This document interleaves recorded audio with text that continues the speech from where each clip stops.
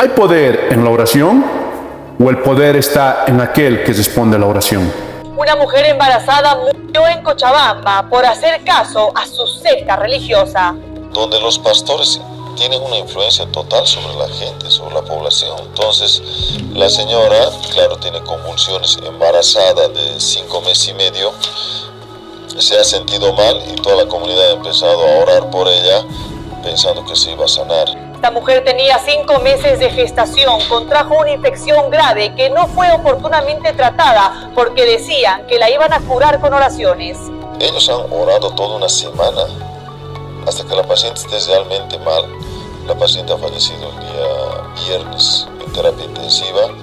El bebé también ha fallecido, todos de 5 meses y medio, y ha dejado en la orfandad 7 hijos. Hemorragias del embarazo. Pacientes que están con un problema de ginecología, no las traten, mándenlas directamente al hospital porque son casos graves.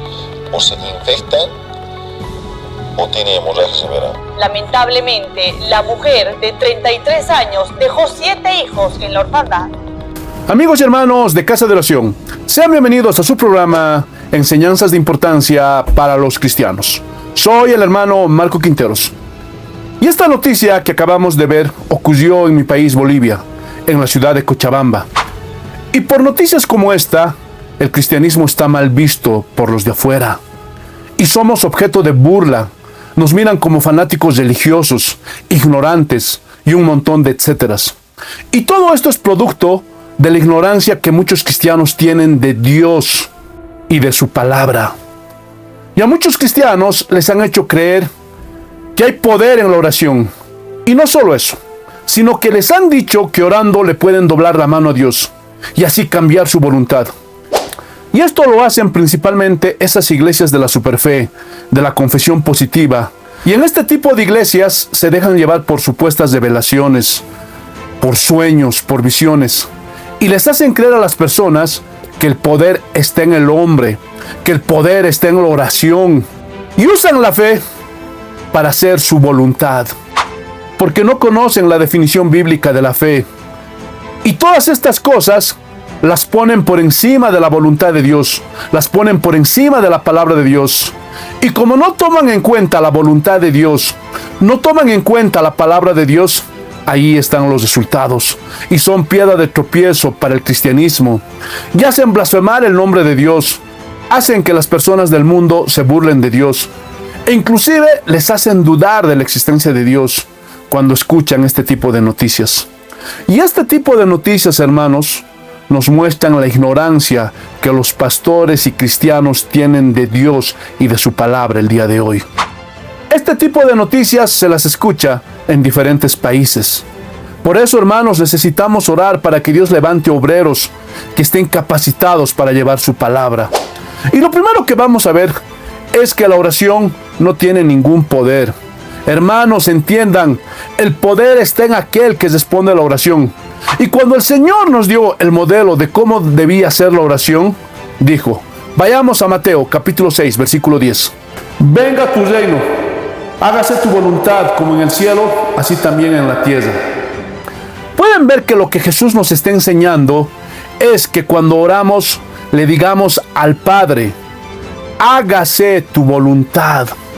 Ahora, es verdad que podemos pedir por nuestras necesidades, pero lo que pedimos tiene que estar de acuerdo, conforme a la voluntad de Dios, para que Él nos conceda lo que le estamos pidiendo. Pero si no está en la voluntad de Dios, pues Él no va a responder a nuestra oración.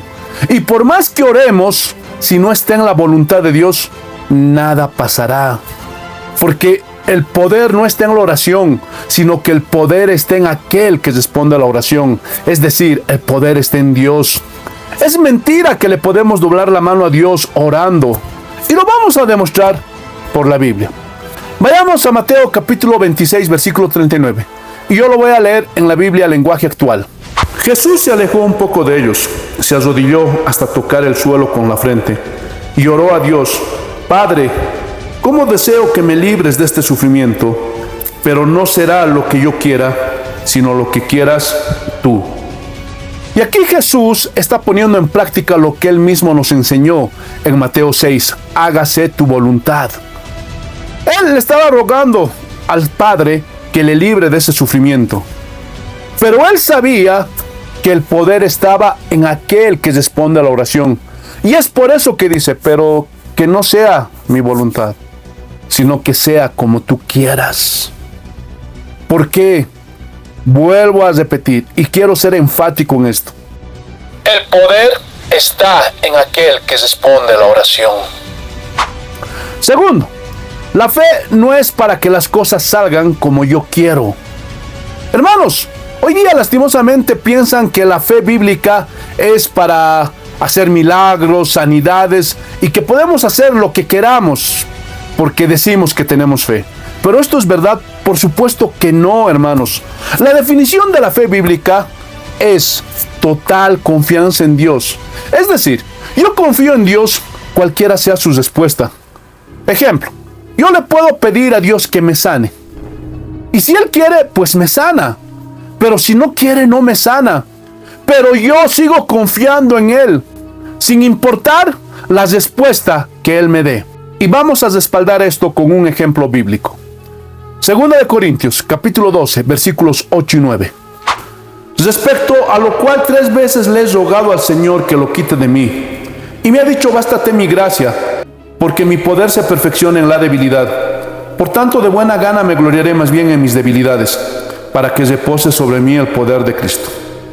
Hermanos, si el contexto nos habla del aguijón de Pablo, de la enfermedad que Dios permitió que le viniera a los ojos de Pablo, y él le estaba rogando al Señor, Señor, sáname, sáname. Y le había rogado 3 veces, había orado 3 veces. Pero el Señor le dijo, no, no te voy a sanar. Bástate mi gracia. ¿Qué hizo Pablo?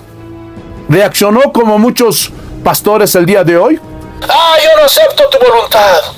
Yo declaro, yo confieso, yo decreto. No, él aceptó la voluntad de Dios. Por eso dice, más bien me gloriaré en mis debilidades. Porque esa es la verdadera fe. En ningún momento Pablo dejó de confiar en Dios, porque él tenía la fe bíblica. Y esa es la fe verdadera, que acepta la voluntad de Dios, la respuesta que Él nos quiera dar, cualquiera sea esta. Nos puede decir sí, pero nos puede decir no. Tercero, es verdad que Dios puede sanar de una forma sobrenatural a las personas. Eso creemos en Casa de Oración. Nadie le puede decir a Dios lo que tiene que hacer o lo que no tiene que hacer. Pero eso está en su voluntad. Él lo hace cuando Él quiere, como Él quiere y con quien Él quiere. Pero Dios también puede sanarnos por medio de los médicos, por medio de los medicamentos, porque fue Dios quien puso los médicos en este mundo. Es más, uno de sus discípulos fue médico, Lucas. Escuchen, Dios permitió que la ciencia avanzara. Y hoy día tenemos medicamentos que son muy efectivos para diferentes patologías. Y Dios puede usar cualquiera de estos medios para sanarnos. Pero lastimosamente muchos cristianos no entienden esto, porque muchos pastores, ignorantes de la Escritura, les han hecho creer a las personas que los cristianos no se enferman.